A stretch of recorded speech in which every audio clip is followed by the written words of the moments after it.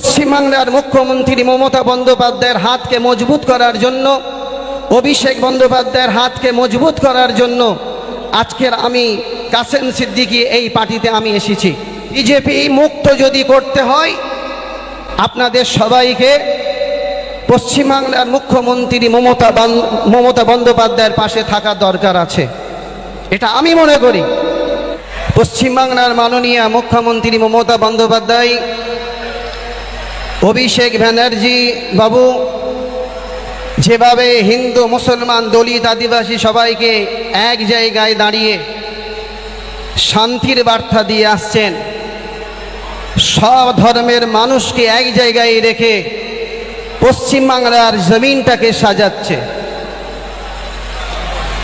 আজকের ফুরফুরা শরীফ থেকে শুরু করে পশ্চিমবাংলার অলিতে গলিতে যেখানে যাবেন সুন্দর করে তিনি সাজিয়ে তুলেছেন। ফুরফুরা শরীফে তিনি অনেক কাজ করেছেন, তারকেশ্বরে তিনি অনেক কাজ করেছেন, গঙ্গাসাগরে তিনি অনেক কাজ করেছেন।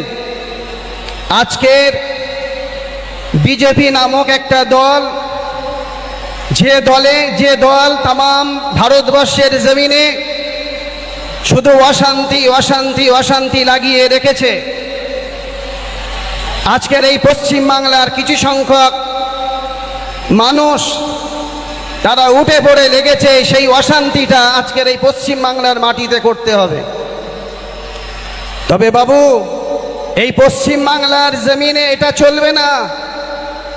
এই পশ্চিমবাংলার হিন্দু মুসলমান দলিত আদিবাসী এক জায়গায় দাঁড়িয়ে পশ্চিমবাংলার মুখ্যমন্ত্রী মমতা বন্দ্যোপাধ্যায়ের হাতটাকে মজবুত করে দিচ্ছে।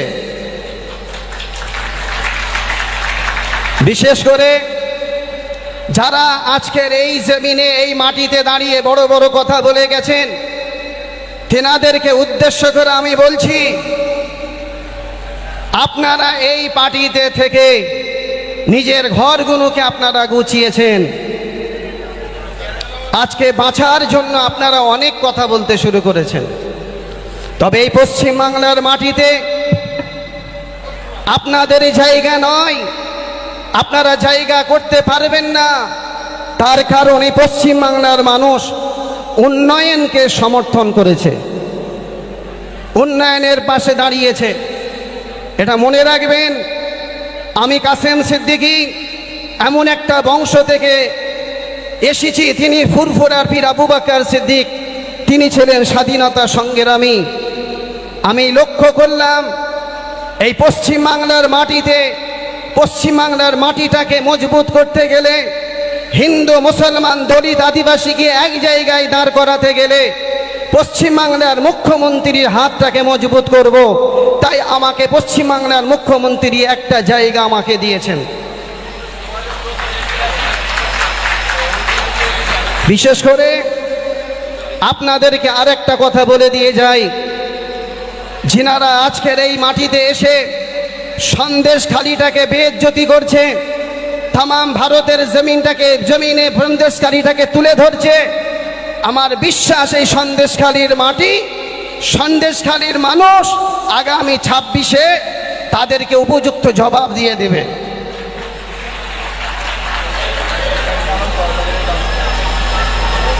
বিশেষ করে অন্যদিকে আজকের যে সন্দেশখালির মাটিতে এসেছি, এই সন্দেশখালির মাটির অলি গলিতে আমি জলসা করি, ধর্মসভা করি, যেহেতু আমি একজন ধর্মগুরু। এই বসিরহাটটাকে আমরা বলি ফুরফুরা শরীফের তৃতীয় বাড়ি, এটা আমাদের তৃতীয় বাড়ি। তাই আজকের এই পশ্চিমবাংলার জমিনটাকে একটু সুন্দর করে সাজাতে হবে। পশ্চিমবাংলার মুখ্যমন্ত্রী মমতা বন্দ্যোপাধ্যায়ের হাতকে মজবুত করার জন্য, অভিষেক বন্দ্যোপাধ্যায়ের হাতকে মজবুত করার জন্য আজকের আমি কাসেম সিদ্দিকী এই পার্টিতে আমি এসেছি।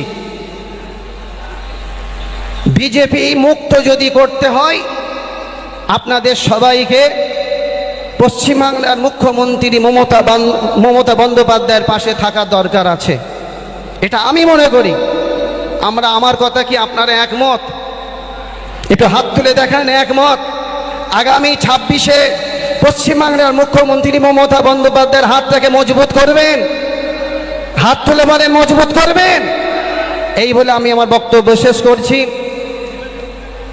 পশ্চিমবাংলার মুখ্যমন্ত্রী মমতা বন্দ্যোপাধ্যায় জিন্দাবাদ, অভিষেক বন্দ্যোপাধ্যায় জিন্দাবাদ, ফুরফুরা শরীফ জিন্দাবাদ, বসিরহাটে আল্লামা রুহুল আমিন হুজুর জিন্দাবাদ।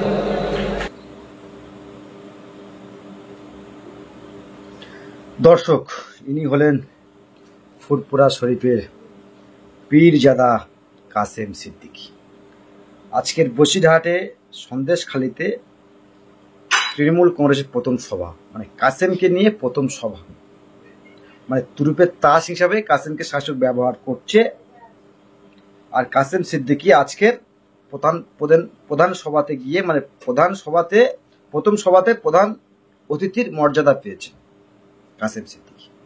বেশ ভালো। তো তিনটে গিয়ে অনেক কথা তিনি বললেন, যে এসব দলে যারা ছিল নিজেদের আখের গুছিয়ে অন্য দলে গিয়ে চলে গিয়েছে, তাদের বিরুদ্ধে বলছে। তো শুভেন্দুকে ইঙ্গিত করে কথাগুলো তিনি বলছিলেন, শুভেন্দু অধিকারীকে ইঙ্গিত করে কথাগুলো বলছিলেন। আমাদের বক্তব্য কাকে ইঙ্গিত করে কথাগুলো বলছিলেন সেটা তো পরের দিক হবে, আমরা আলোচনা নিশ্চয়ই করব। কিন্তু এই শুভেন্দুর বিরুদ্ধে কথা বলছিলেন না, ভালো, বেশ ভালো। বিজেপির বিরুদ্ধে কথা বলতে শুরু করেছে, বেশ ভালো, বলতেই হবে, শাসকে গিয়েছে। তো আমাদের বক্তব্য খুবই ক্লিয়ার, আপনি কোথায় ছিলেন? শুভেন্দু তো খালি মাত্র দল চেঞ্জ করেছে, তৃণমূল কংগ্রেসের ছিলেন, কিন্তু আপনাদের বিরুদ্ধে মানে এত কিছু শুভেন্দু অধিকারী করেন। মানে আপনার যেরকম চরিত্র আপনি দেখাচ্ছেন, শুভেন্দু অধিকারীর মতো মানুষ এরকম চরিত্র কথা বলেন। নিশ্চয়ই সে বিজেপিতে গিয়েছে, বাংলার মানুষ তাদেরকে গ্রহণ করছে না, এটা আমরা একমত রয়েছি। কিন্তু আপনার যে চরিত্র, আপনার যে ব্যবহার, আপনার যে আচরণ, এটা বাংলার মানুষ ভালোভাবে নেয়নি আর নেবে না। কারণ আপনি মোনাফেক টাইপের চরিত্র আপনার মধ্যে রয়েছে। কারণ আপনি বেশ কয়েকদিন আগে চোর টোর সব করলেন, হারামখোর টারামখোর। এই দলে যারা থাকে, তৃণমূল কংগ্রেস নেতা যারা রয়েছে মুসলমানের, তাদের মাটি দেওয়া চলবে না, তাদের এমনকি জানাজা পড়ানো চলবে না। আপনি সেই চোরেদের দলে নাম লিখে দিলেন, আর দিয়ে মাত্র আজকের আপনাকে বলতে হচ্ছে মমতা ব্যানার্জি জিন্দাবাদ। 28 বছর ধর্মসভা করলেন, মানুষের সেবা করতে পারলেন না। মানে এর থেকে মোনাফিকের চরিত্র কোন লক্ষণ আছে কিনা আমার জানা নেই, আমি জানি না। মানে এই যে না যে চরিত্র, মোনাফিকেরই চরিত্র আমি মনে করি। হয়তো ভিডিওর শেষে অনেকে কমেন্ট করতেই পারেন, স্বাধীনতা রয়েছে, করতেই পারেন, কিন্তু এনার যে চরিত্র না, সেটা বলে বোঝাতে পারেন। নিশ্চয়ই আগের ভিডিওগুলো আপনারা দেখেছেন। ইনি শুভেন্দুর বিরুদ্ধে অনেক কথা বলেছেন, বলবেই। শাসকের সংখ্যালঘু এলাকায়, এই যে সন্দেশখালী একটা সংখ্যালঘু ফেজ রয়েছে, যখন শাসকের থেকে মুসলমানেরা যখন মুখ ফেরাতে শুরু করেছে, তখন শাসকেই ফুরফুরা শরীফের পীরজাদাকে ব্যবহার করতে শুরু করে দিয়েছে, মানে ব্যবহার করছে। আর গত 3 দিন আগে জয়েন করেছে, তৃণমূল কংগ্রেসের সাধারণ সম্পাদক হয়েছে। আর আজকে তাকে পার্টির প্রচারে কাজে লাগাবে, আমরা জানি কাজে লাগাবে। তৃণমূলের তো ওই রকম মানে কাজ, তৃণমূলের কাজ তো ওই রকম, সংখ্যালঘু একটা নেতা নাড় করিয়ে এসে ওই ফেরার হাকিমের মতো, সিদ্দিকুল্লাহ চৌধুরীর মতো একটা ফেজ, আর কাসেম সিদ্দিকীর মতো একটা ফেজকে ফুরফুরা শরীফ থেকে তুলে এনে সাধারণ সম্পাদকের পদ দিয়ে দিয়েছে। কিন্তু আমাদের বক্তব্য খুবই ক্লিয়ার, মানে শওকত মোল্লা সাহেব এতদিন রাজনীতি করেছে, মানে তার যে ব্যবহার, তার যে চরিত্র, আমি বলবো না যে ভালো, কিন্তু এনার মতো চরিত্র নয়, নিশ্চয়ই এনার মতো চরিত্র হবে না।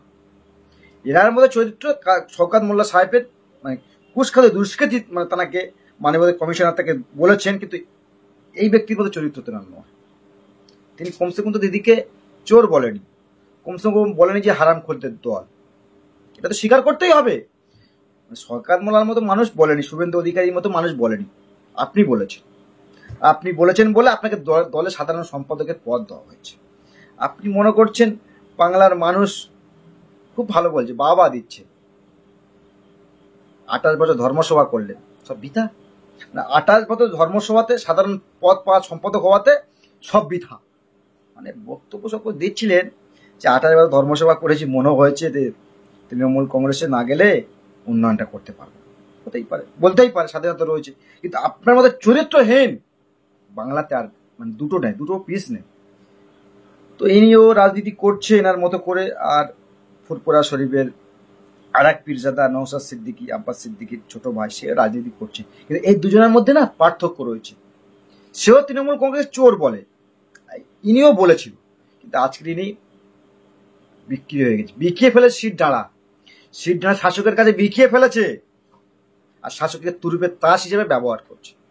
এইটুকু বোঝার দরকার ছিল নিশ্চয়ই, যে যাদের বিরুদ্ধে চোর টোর করলাম তাকে একে জিন্দাবাদ বলতে হচ্ছে, মানে দিদি একে জিন্দাবাদ বলাচ্ছে, দেখো আমি পারি।